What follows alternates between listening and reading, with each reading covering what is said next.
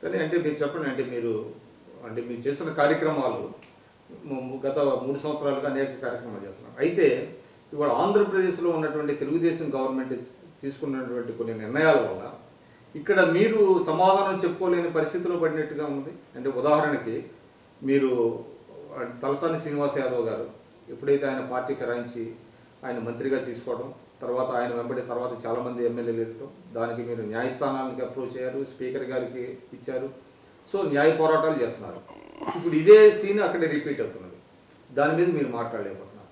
అట్లా భూసేకరణ చట్టం మీద, మల్లన్న సాగర్ ఏదైతే ఉన్నదో 123 జీవో మీద మీరు కొంత పోరాటం చేశారు. ఇక్కడ ఇప్పుడు కేంద్ర ప్రభుత్వం తీసుకొచ్చినటువంటి 213 జీవోని ఆంధ్రప్రదేశ్లో కూడా సవరిస్తున్నారు, ఇక్కడ సవరిస్తున్నారు. కాబట్టి మీరు మాట్లాడలేని పరిస్థితి. ఇప్పుడు మిర్చి రైతుకి ఎంఎస్పీ కావాలనేటువంటిది ఇక్కడ పెద్ద ఎత్తున రైతులు ఆందోళన చేస్తున్నారు. అక్కడ గుంటూరులో కూడా చేస్తున్నారు.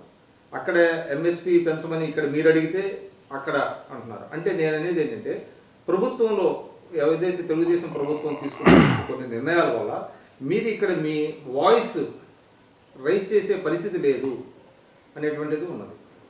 తెలంగాణ ప్రజలకు కొన్ని అంశాల మీద ప్రాణిత ఉన్నాయి.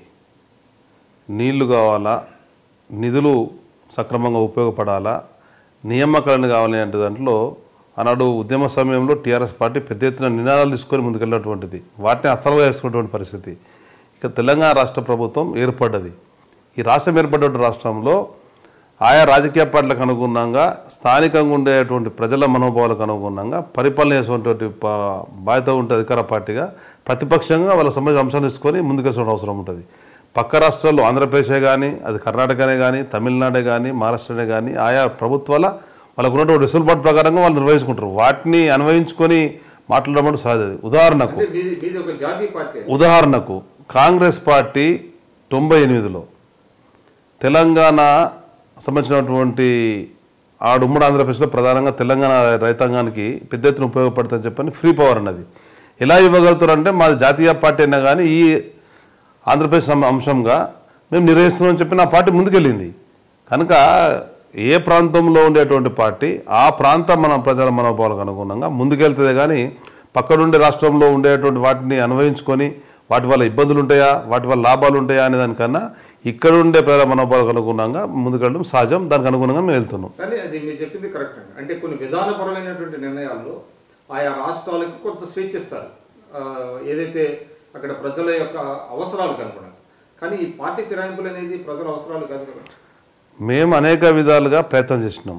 మొదలు స్పీకర్ గారు కలిసినాం, న్యాయస్థానానికి వెళ్ళినాం, కేంద్ర ఎన్నికల కమిషన్ కలిసినాం. మా పరంగా మేము ఎన్ని కార్యక్రమాలు చేయాలో అన్ని కార్యక్రమాలు చేస్తూనే ఉన్నాం. ఎక్కడ కూడా దాన్ని వదిలిపెట్టలేదు, వదిలిపెట్టాం కూడా. ఆ రాష్ట్రం సంబంధించినటువంటి దాంట్లో వాళ్ళు ఉన్నటువంటి లోటు బడ్జెట్కి అనుగుణంగా నూతన రాజధాని నిర్మాణం చేసుకోవడానికి అనుగుణంగా కలిసి రావాలని చెప్పి పిలుపునిరోజు కొందరు కలిసి వచ్చారు. దానికి అనుగుణంగా వాళ్ళు ముందుకెళ్తారు. దానివల్ల మాకు వచ్చే ఇబ్బందులు ఏముండవి. ఇక్కడ ఉండేటువంటి తెలంగాణ రాష్ట్రంలో ఉదాహరణ కేసీఆర్ గారే ఎన్నికల పోలింగ్ అయిన తర్వాత, ఎన్నికల కౌంటింగ్ ముందు మన మాదిరిగానే ఉన్నటువంటి ప్రెస్ మీట్లో అడగడం జరిగింది. టీఆర్ఎస్ సంబంధించినటువంటి నాయకత్వం 20 మంది శాసనసభ్యులుగా పోటీ చేసినటువంటి వాళ్ళు కాంగ్రెస్ పార్టీతో టచ్ ఉన్నారని చెప్పని పొన్నాల లక్ష్మయ్య గారు అన్నారు అని అంటే, కేసీఆర్ గారు మాట్లాడినటువంటి మాటలు మనం వింటే ఆశ్చర్యపోతాం. ఏమైనా దళారీ పనిచేస్తున్నాడా, రాజకీయ బ్రోకరా అని చెప్పని కేసీఆర్ గారే స్వయంగా మాట్లాడడం పరిస్థితి. పిసిసి అధ్యక్షుడిని చెంపపగలవట్లేకపోయినరా, ఆ మాట ఎలా మాట్లాడదని చెప్పినటువంటి వ్యక్తే అధికారంలో వచ్చిన తర్వాత అన్ని రాజకీయ పక్షాలకు వెళ్ళి రాజకీయ వ్యభిచారాన్ని ప్రోత్సహిస్తున్నటువంటి వ్యక్తిగా ఇలా కేసీఆర్ గారు ఉన్నారు. కనుక మాటలు వేరు, చేతలు వేరు, వివరం అనేది మొత్తం తెలిసి